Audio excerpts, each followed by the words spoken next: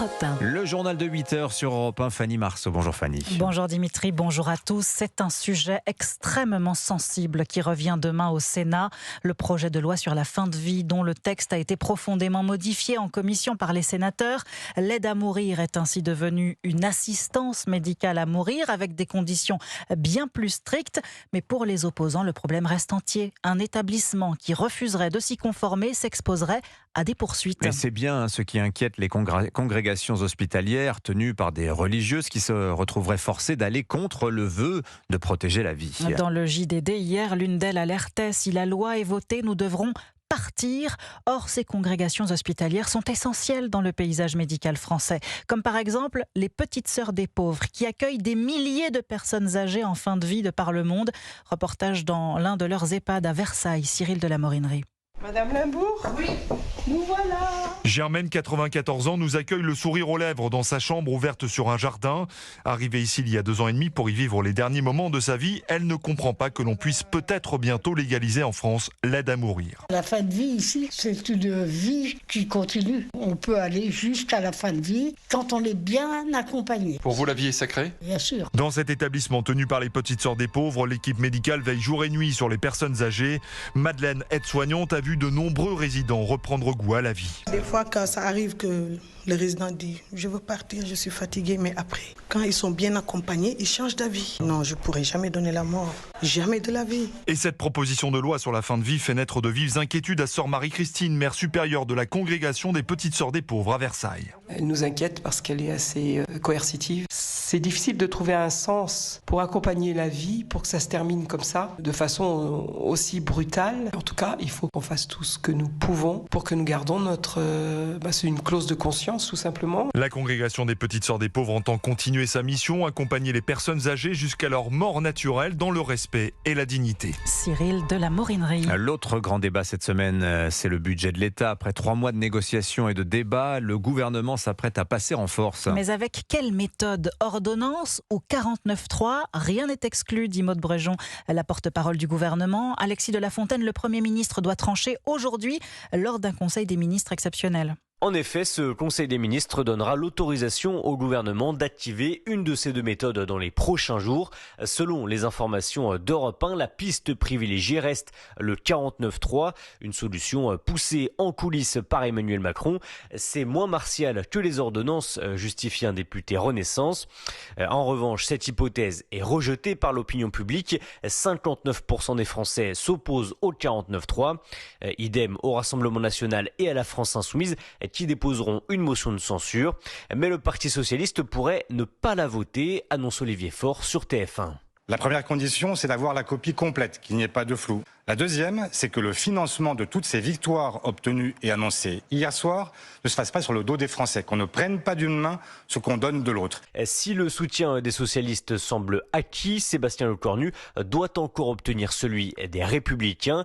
Et malgré une hausse des impôts, notamment sur les sociétés, et une augmentation des dépenses de l'État, pourtant 2 lignes rouges présentées par la droite, les députés républicains devraient s'abstenir de voter la motion de censure. Alexis de la Fontaine du service politique d'Europe 1. Le budget de l'État qui a 2 points communs avec le Groenland, c'est l'opinion qui les mentionne ce matin. Ils sont tous 2 immenses et risquent fort d'échapper bientôt à notre contrôle. 2 défis qui exigent du courage. Emmanuel Macron a tenté de démontrer le sien ce week-end après les menaces économiques de Donald Trump. Face au refus du Danemark de lui vendre le Groenland, le président américain menace 8 pays, dont la France, d'une surtaxe de 10% sur les importations dès le 1er février, qui pourrait monter à 25% au 1er juin. Et nous ne nous laisserons pas intimider, déclare Emmanuel Macron, qui souhaite activer l'instrument anti-coercition de l'Union européenne. Un outil surnommé le bazooka commercial, voté en 2023. Que prévoit-il exactement, Barthélémy Philippe ? Eh bien, l'instrument vise à dissuader les pays qui exercent des pressions commerciales contre l'Union à des fins politiques, comme c'est le cas avec le Groenland. Il ne sera activé qu'en dernier ressort si Donald Trump applique les surtaxes et qu'une majorité qualifiée du Conseil, soit 15 pays de l'Union, se prononce pour. Dès lors, une phase de médiation s'ouvrirait atterrira avec les États-Unis qui auront le choix, renoncer aux surtaxes ou s'exposer à de lourdes ripostes, comme l'explique l'économiste Antoine Bouet. La première, ce serait certainement des droits de douane de 15% sur 92 milliards de produits importés des États-Unis. On peut interdire les entreprises américaines d'accès aux marchés financiers européens ou aux marchés publics européens. L'instrument anti-coercition n'est pas vraiment fait pour être utilisé, mais plutôt pour faire plier l'adversaire par crainte des représailles. C'est le scénario privilégié par Bruxelles, tant l'escalade des tensions serait dramatique. Pour citer un exemple, les États-Unis peuvent annihiler une partie des capacités militaires européennes en désactivant les fonctions clés des avions de chasse F-35, dont l'UE possède de très nombreux exemplaires. Barthélémy Philippe du service économie d'Europe 1. Emmanuel Macron pousse donc pour avoir recours à cette arme économique de l'UE. Mais les Européens sont-ils derrière le chef de l'État ou estiment-ils qu'il va trop vite en besogne, Arthur Delaborde ? Officiellement, l'Europe est unie. Déclaration conjointe hier des 8 pays visés par Donald Trump. Solidarité affichée, condamnation ferme. Mais dès qu'il faut agir, l'unité se fissure. Emmanuel Macron pousse pour une réponse maximale. Activer l'instrument anti-coercition, le bazooka européen. Sanctions commerciales, restrictions d'investissement, pression directe sur l'économie américaine. Une stratégie forte sur le papier, risque élevé dans les faits. Car ce mécanisme n'a jamais été utilisé. Et il engage l'Europe dans un affrontement économique durable avec Washington. L'Allemagne temporise, à peine déployée au Groenland, son petit contingent est déjà rentré de manière inattendue. Officiellement, la mission s'achève. Politiquement, Berlin envoie un signal de prudence. L'Italie freine aussi. Giorgia Meloni parle d'erreur, pas de bras de fer. Elle veut désamorcer, pas durcir le conflit. D'ailleurs, une porte de sortie diplomatique existe peut-être. À Davos, en Suisse, après-demain, où Donald Trump est attendu. Terrain neutre pour tenter de calmer le jeu. Emmanuel Macron, lui, assume l'épreuve de force, mais sa stratégie pose une question centrale. Faut-il frapper pour dissuader ou temporiser pour éviter l'escalade ? Arthur Delaborde. En Espagne, au moins 39 morts, des dizaines de blessés. Bilan d'une collision entre deux trains hier soir en Andalousie. C'est dire la violence de cet accident qui s'est déroulé à 200 km au nord de Malaga, près d'Adamuz, sur une ligne droite, sur une voie rénovée. Le ministre des Transports espagnol ne cache pas son incompréhension. Le trafic ferroviaire est interrompu toute la journée dans le sud du pays. La France a promis son soutien aux autorités espagnoles. Vous écoutez Europe 1 matin, il est 8h09. Top départ cet après-midi pour Parcoursup.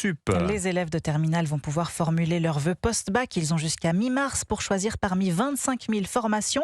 Et certains ont des stratégies bien rodées pour y parvenir. Reportage à Villepreux dans les Yvelines, Laura Legault. Sur une feuille, Nicolas a écrit tous ses vœux de formation par ordre de préférence. Le lycéen veut devenir ingénieur. Je pense que je vais m'orienter plutôt vers les prépas ingénieurs. J'espère avoir les meilleures prépas possibles. Avec un bon dossier et une moyenne générale de 16, Nicolas est confiant, mais il préfère assurer ses arrières. Des prépas sélectives et d'autres un peu moins. C'est ce qu'on nous a préconisé au lycée de faire, de mettre quand même des choix qu'on est sûr d'avoir. Ses parents ont déjà accompagné leurs 2 aînés pendant cette période stressante.